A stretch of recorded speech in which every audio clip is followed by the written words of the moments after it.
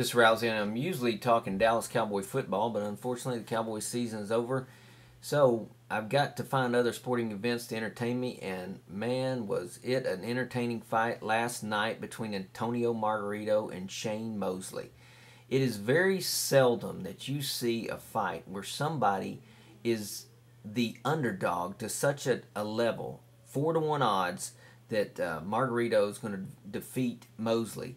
It's very rarely that you see those kind of odds, and you see a fighter. Sometimes you'll see a fighter win during those type of odds, but very rarely do you see people have it so wrong that a fighter comes out and truly dominates another fighter in that situation. And Mosley, from round one, was simply dominant.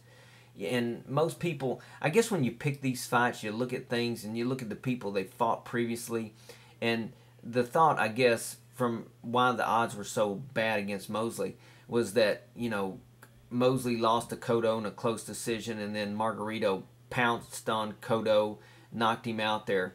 So I guess, you add that up and you say, well, Margarito's going to take Mosley. But, man, it was the quite total opposite. And Mosley, from round one, was just taking it to Margarito. Margarito's style is usually he'll get hit. Cotto was hitting him, tagging him good. But Margarito's such a tough guy and can take a punch. And he just keeps coming at you and coming at you and coming at you. That usually he wears people down and then he takes them out like he did Cotto in the late rounds. But that was not the case with Mosley. Here's a guy, 37 years old, and in tremendous shape.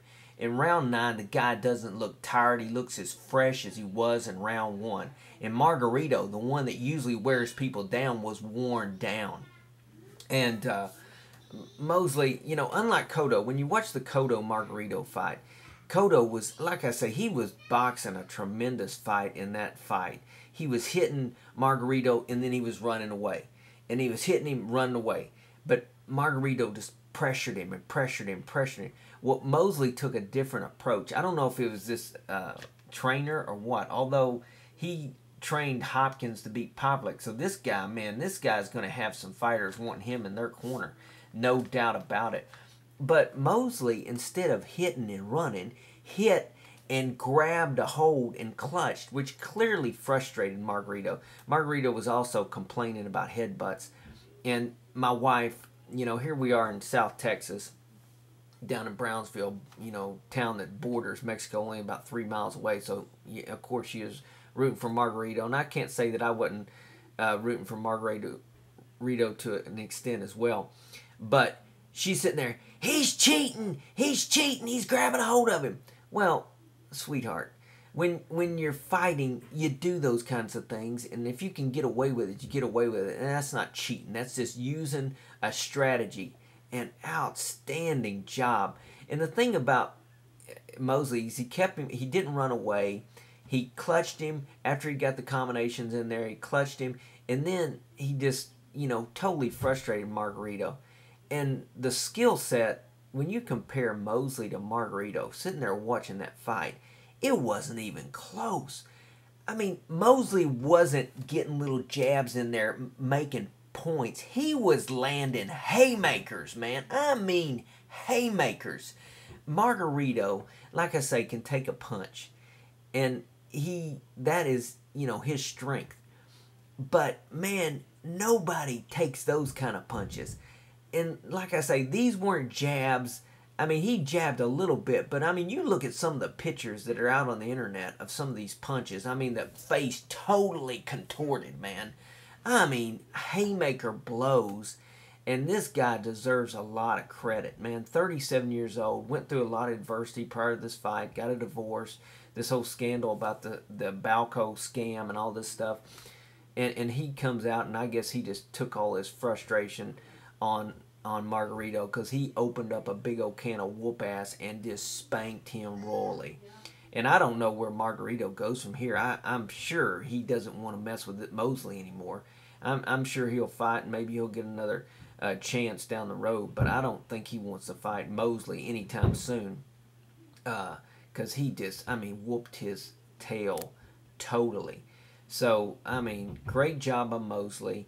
and I look forward to the boxing, man. You know, I didn't watch boxing for a while because you had to sit there and pay 40, $50, but man, it is worth it.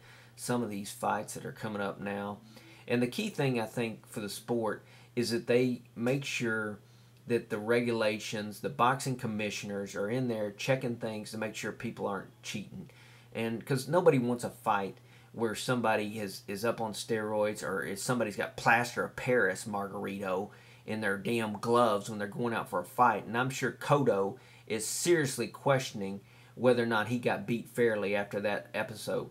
And I think you got to hand it to this Nassim Richardson, the guy in Mosley's corner.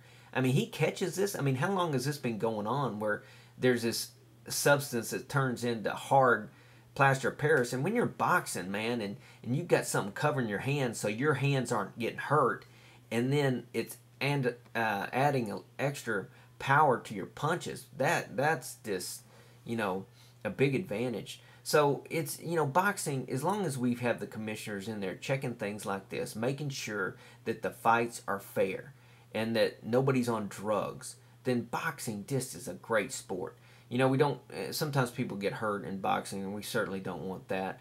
I was glad they stopped that fight when I know Margarito's team threw in the towel, but I'm glad they did. But that was just a phenomenal fight. Great job to Mosley. He's going to get some big paydays ahead, and I look forward to seeing him. Tremendous job. This is Rousey. I'm out.